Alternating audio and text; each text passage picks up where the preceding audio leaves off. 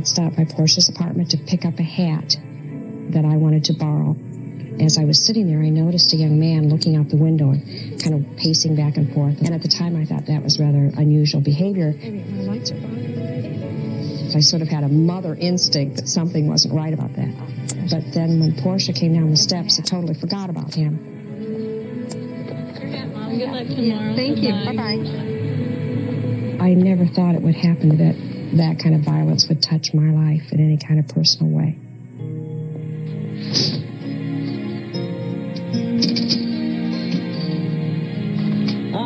Portia had been on vacation, and this individual had just moved into the apartments. And he came out of his apartment and asked her to borrow some salt. Okay, I get them. Just a minute.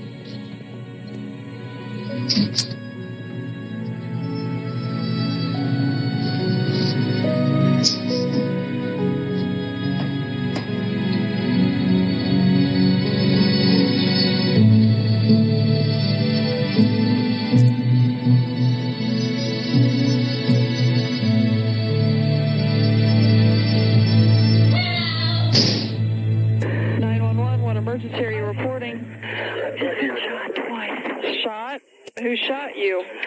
Rapist. Okay, where are you at now? Okay, let's get you an ambulance on the way. Okay. Stay on the line. Do you know who it was? No. It was the guy who... Okay, Lawrence, we need an ambulance at 7607. Purpose. She was shot by a rapist. Twice, once in the head. Shot in the head? Yeah, I'm in the head and in the chest. Okay, you're in a part... Marion County Sheriff's Dispatcher Victoria Samuels had only been taking calls for a month. And God forgive me if I die. Tell my mother and my father I love them. Okay, do you have a description? I really almost lost it when she started telling me to call her parents in case she died and started giving me a message to tell them, and I thought, God, I don't want to have to make that call. Okay, do you have a description of this guy?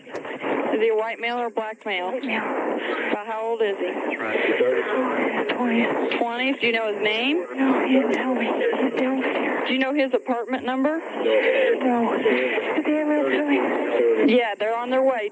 Sheriff's deputies and rescue units were immediately dispatched, including Lawrence Township Fire paramedic Jeff Musar.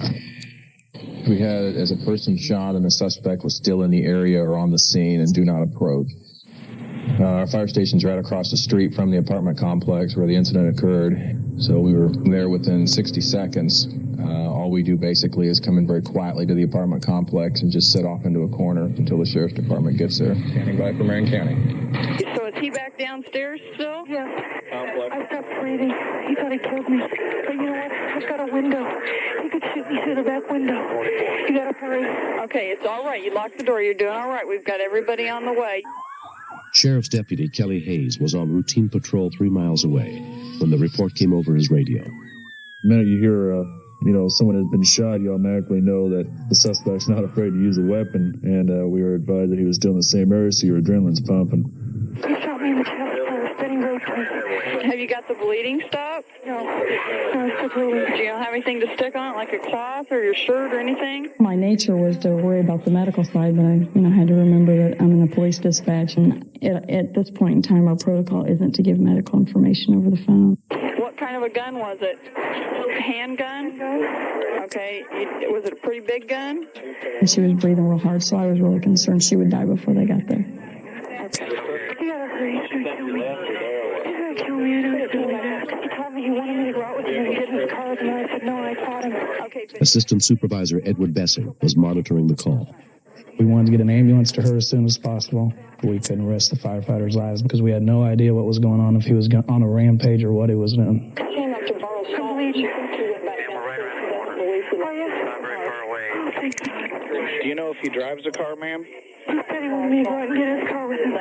Do you know what kind of car it is? I was relaying the information that I was receiving to the dispatcher, who was in turn telling the officers in the field. A newer one? Okay. Oh, my lips are numb. Also, you have a gunshot wound to the left side of the chest. Patient's experiencing difficulty breathing. 2-minute ETA. If there's been any changes, we'll be standing by for the sheriff. The apprehension and the anxiety of just sitting there waiting is the most frustrating part of it. You want to go in, but you know at the same time, if you go in there, you're going to be part of the problem and probably be shot too. While officers were en route to the scene, a second call came into the sheriff's department. Dispatch, do you have an emergency? Yeah, I heard some gunfire going on not too long ago, and I walked in my apartment, you know, and I found my gun wasn't here, so I don't know what's going on. What's your address? It's 7607 Ford Drive. Okay, hold on just a second, okay? He just seemed kind of weird. Then after I realized it was the same address that the lady was calling from, just a different apartment, I put two and two together. And reported a break-in where the firearm has been stolen. We knew the suspect was now in his apartment. He basically thought the victim was dead. Otherwise, he wouldn't have called in. He would have been up there to finish the job. Within minutes of the call, officers arrived on the scene.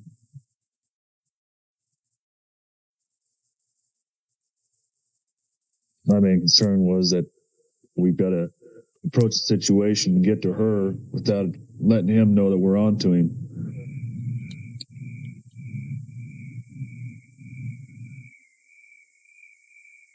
My right arm is paralyzed. Okay, man, we're almost there.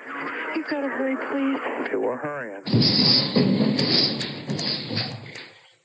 I'm gonna end up dying here while you're talking to me.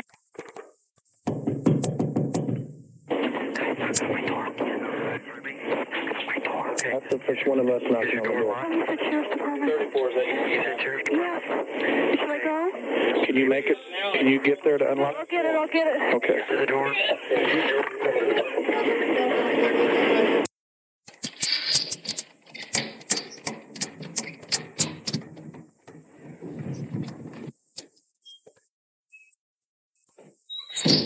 The sheriff's department, come out here in the hallway and talk to me. What for? Your adrenaline starts pumping. You start thinking, man, you know, is he going to come out of his apartment with the gun, or is he going to go ahead with the story that, you know, somebody stole my gun? Let me see your hands as you come out the door. Go ahead, put your hands straight up. I don't understand. This is stupid. I don't know why. What I'm going to do is check you for other weapons, all right? Around face the wall. At that time, the victim that was upstairs with Officer Hayes shouted out something like, you know, get me the paramedics. I already told you it was the guy downstairs. And all of a sudden, his eyes got real big and he started to turn around and look at me, and I went ahead and handcuffed him. No. In 12 years that I've worked in this field, that was probably the longest I've ever had to wait. Just the look in her eyes, I think, told it all at that point, that we knew that we had to move fast. Okay. Steve, we got a gunshot wound, left chest, upper chest, and one to the right arm. Her blood pressure was dropping tremendously, and we could not see a lot of blood loss on the outside, so we knew we had a lot of blood loss on the inside. Any pain? Can you breathe in? We had about a 20 to 25 minute ride to the hospital, so we knew we had no time to lose. 1, 2, 3. With the amount of blood loss that she had and her vital signs not showing us any encouragement even after a lot of fluids, I had my doubts that she was going to be even stable enough to handle any kind of a surgery.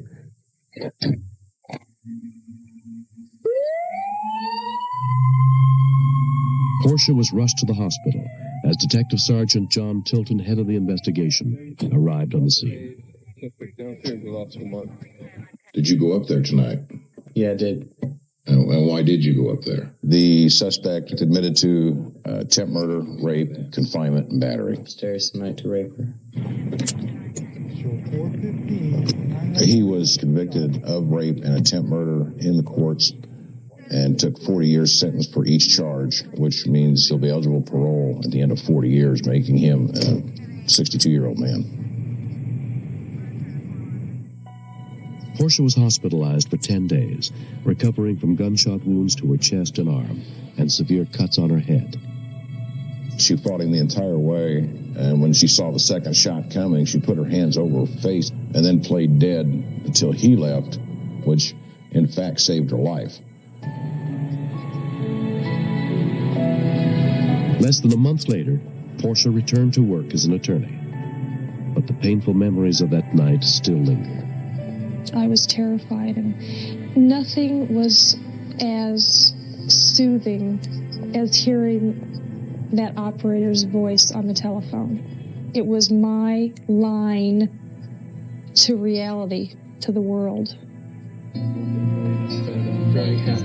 I do everything 100% now. I play hard, I work hard, I just do everything as if today is my last day. This phone, please. You hear so many victims dwell on how terrible things are in life. And yes, what happened to me was terrible, but I now know that I'm a survivor. I've gone on. Right. I'm going to work. I think she has a lot more confidence in who she is, and I'm proud that she showed what she had in her.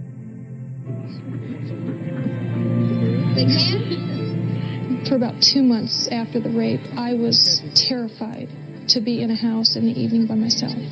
But I think more than anything, telling the story is very purging. It gets all of it out. I feel sorry for rape victims who can't tell people what has happened to them. If you hold it in, it just eats away at you. But if you can tell it and get it out, you can then go on with your life.